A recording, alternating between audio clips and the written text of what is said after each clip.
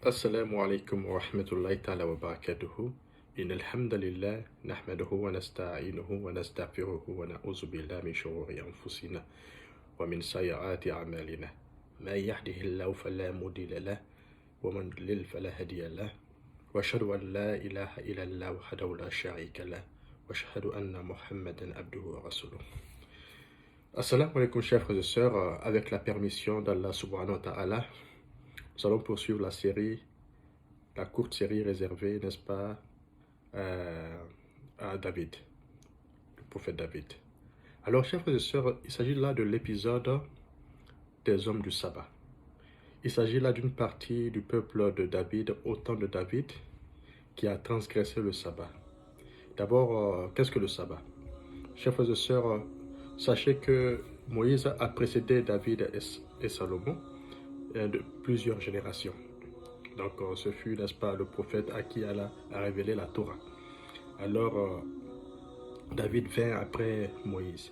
Mais au temps de Moïse, Allah subhanahu wa ta'ala avait institué un jour au cours duquel il était interdit de faire quoi que ce soit, à part adorer Allah subhanahu wa ta'ala, évoquer son souvenir, faire des rappels religieux, des sermons, un peu l'équivalent, n'est-ce pas, du vendredi.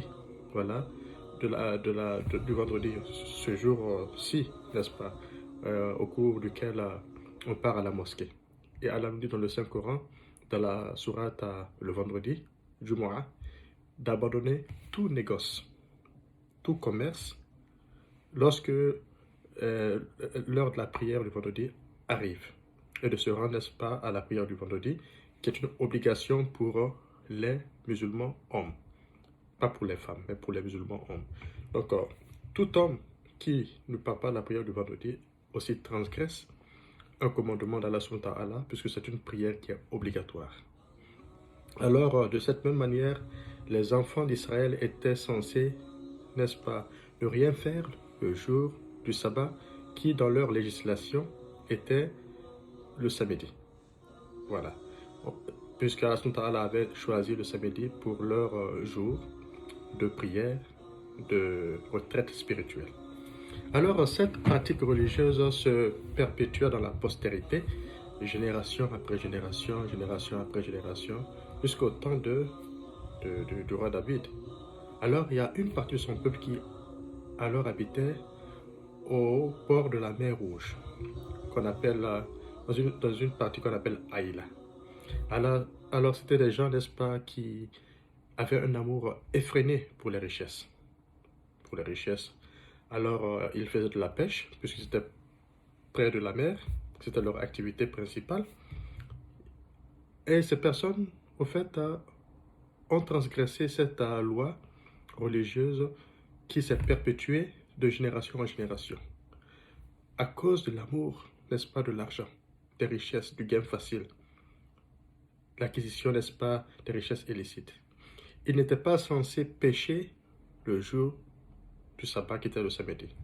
Mais, chers frères et sœurs, Dieu qui sait éprouver les êtres humains fait de telle sorte que, n'est-ce pas, les hommes sont éprouvés. Pour voir qui va, n'est-ce pas, suivre le chemin de la droiture et qui va s'égarer du chemin de la droiture. C'est ainsi que Allah subhanahu wa ta'ala dit dans le Saint-Coran, il dit que nous vous éprouverons certes.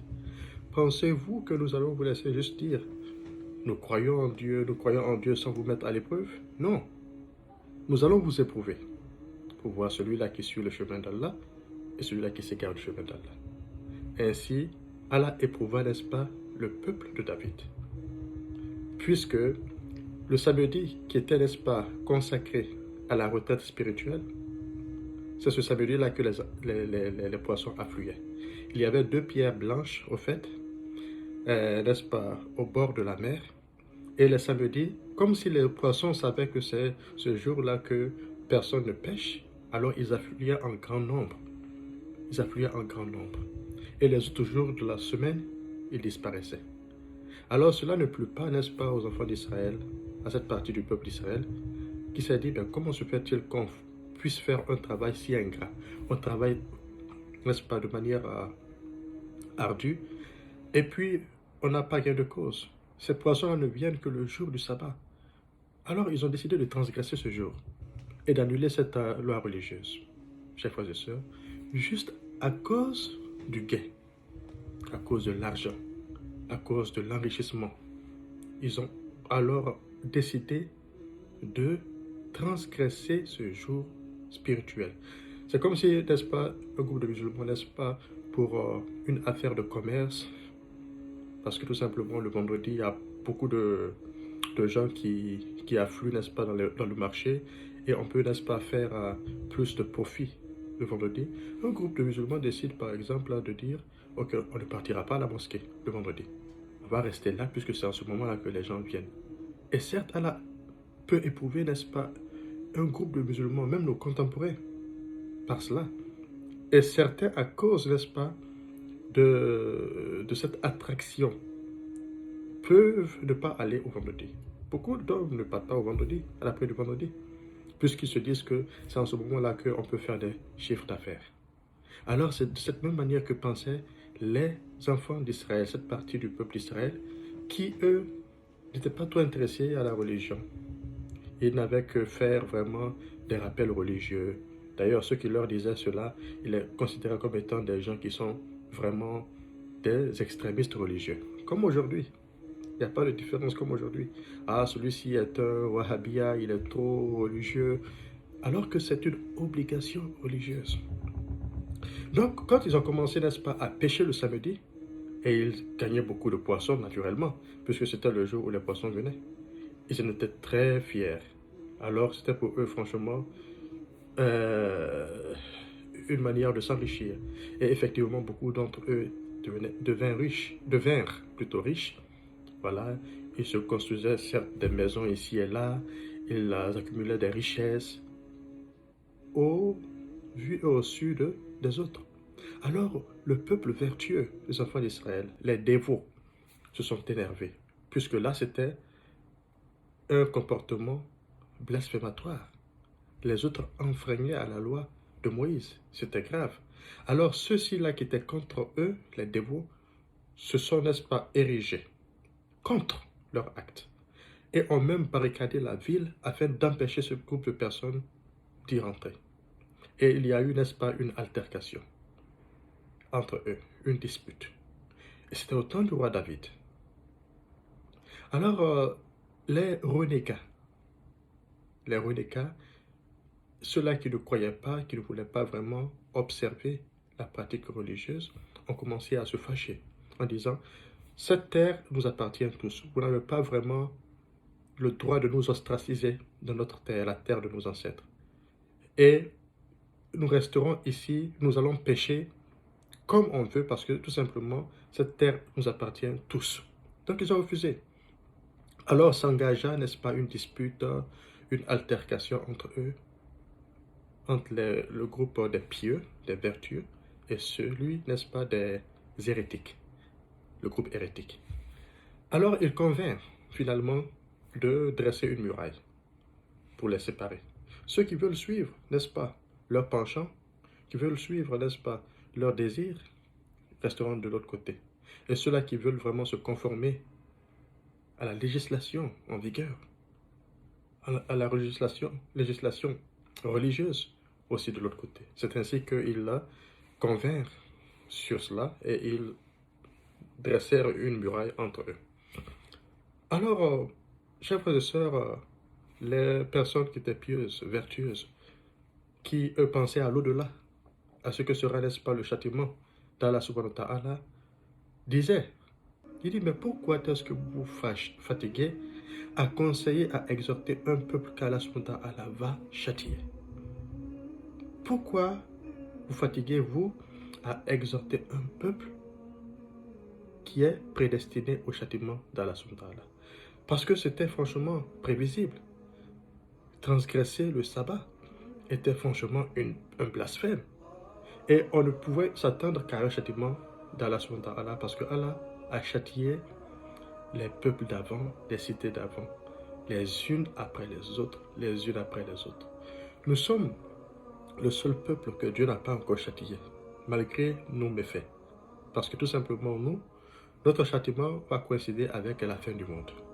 C'est pourquoi on n'entend pas ici un châtiment généralisé.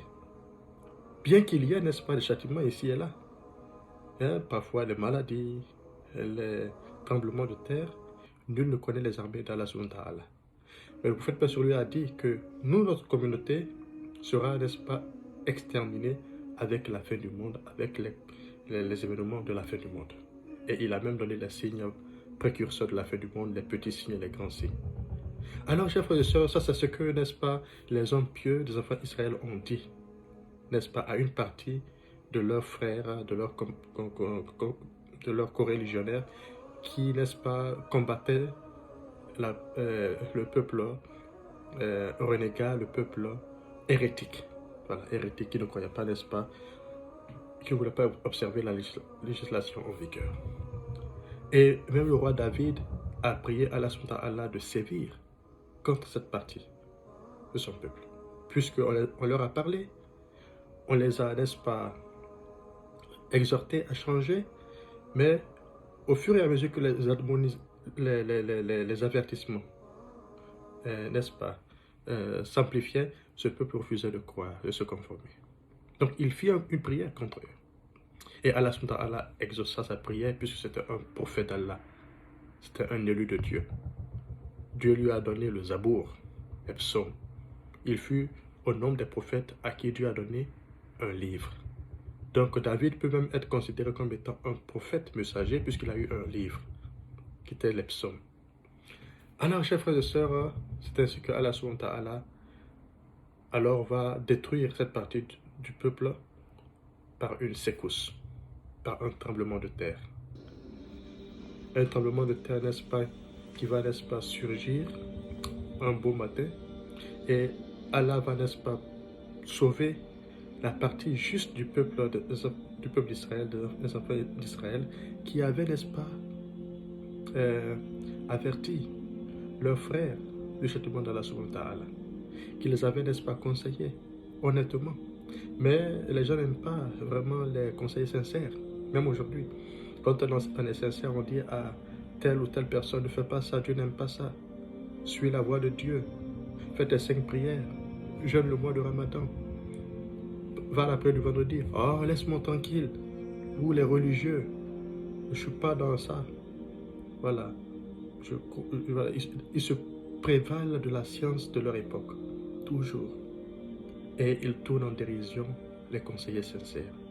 Donc les conséquences, chers frères et sœurs, des personnes qui tournent en dérision, en moquerie, les conseillers sincères, c'est le châtiment d'Allah subhanahu wa ta'ala. Soit dans ce monde ici-bas, soit dans la vie future, ou dans les deux. C'est incontestable. Donc, c'est l'histoire, n'est-ce pas, des hommes du sabbat qui ont été détruits par un tremblement de terre. Allah alors a détruit ce peuple. Les croyants, eux, ont été préservés, puisque c'était juste. Tandis que le peuple hérétique a été détruit. Et c'est ainsi que Allah, n'est-ce pas, agit contre les injustes. Et il n'y a pas de changement dans la règle d'Allah. Quelle est la leçon de morale qu'on peut tirer de cette histoire, chers frères et sœurs? Qu'est-ce qu'on peut tirer comme leçon de morale pour nous qui sommes en vie aujourd'hui et qui attendons, n'est-ce pas, notre mort? C'est tout simplement de savoir, chers frères et sœurs, qu'on doit respecter les obligations religieuses. Par exemple, nous, l'équivalent du sabbat, c'est la prière du vendredi. Quand c'est la prière du vendredi, comme Allah le dit dans le Saint-Coran, abandonnons tout négoce, tout commerce, tout travail. Même si on part au boulot, faisons de telle sorte qu'on abandonne aller au travail, notre commerce, notre négoce. Il y a certainement dans certains pays où il n'est pas facile, n'est-ce pas, de prendre la permission pour aller à la prière. C'est possible, mais on peut négocier. Mais celui qui négocie et qui ne parvient pas, Allah, n'est-ce pas, est pardonneur et miséricordieux. Mais il faut savoir que c'est une obligation pour les hommes d'aller à la prière du vendredi. Et en ce jour, il faut abandonner tout négoce. Puisque tout gain qu'on gagne, lorsque la prière du vendredi est appelée, est illicite. Et on va devoir en rendre compte au jour de la résurrection. Il n'y a pas de baraka d'Allah subhanahu wa ta'ala dans un tel gain. Que ce soit le commerce, que ce soit, n'est-ce pas, le travail qu'on fait, le boulot qu'on fait, il n'y aura pas de bénédiction dans une telle richesse. Et les gens s'étonnent. quand il demande à Allah subhanahu wa ta'ala, pourquoi Dieu ne prend pas mes prières, n'exauce pas mes prières? C'est parce que tout simplement, chers frères et sœurs, le gain n'est pas licite. Le prophète dit dans un hadith, sallallahu alayhi wa sallam, le serviteur d'Allah lève ses mains et dit, oh mon Seigneur, exauce-moi. Comment Allah peut-il l'exaucer alors que ce qu'il mange est haram? Ce qu'il mange est haram. Ce qu'il boit est haram. Ce dont il s'habille est haram. C'est-à-dire que la source d'acquisition de sa richesse n'est pas licite. Donc Allah ne peut pas prendre sa prière. Donc l'histoire de Saba doit nous envoyer à réfléchir, à nous remettre en cause, en question, à faire une introspection quant à notre pratique religieuse.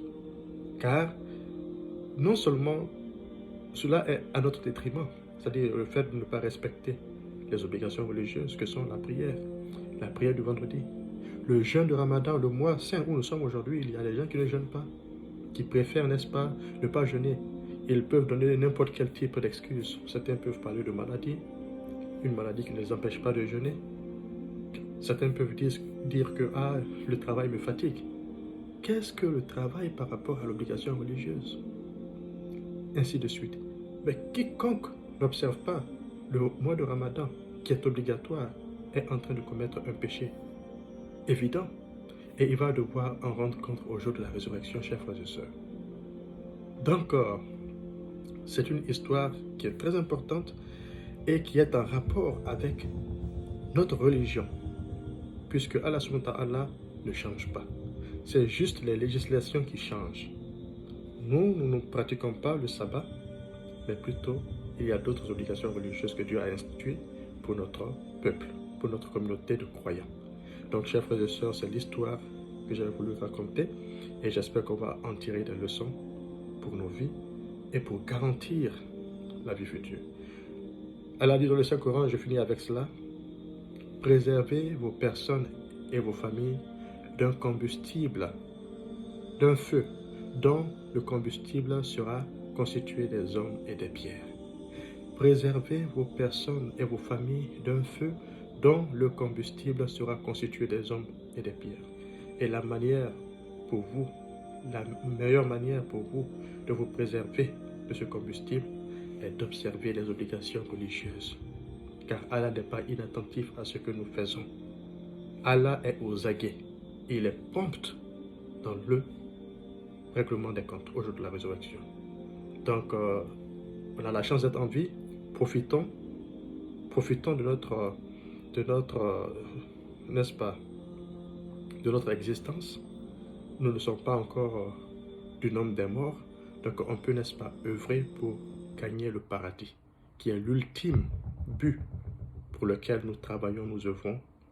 Nous jeûnons le mois de Ramadan, nous nous lèvons la nuit alors que tout le monde dort pour prier. C'est le moment-là de vrai. C'est le moment-là de vrai, chers frères et sœurs. On se dit à la prochaine. Assalamu alaikum wa rahmatullahi ta'ala wa barakatuh.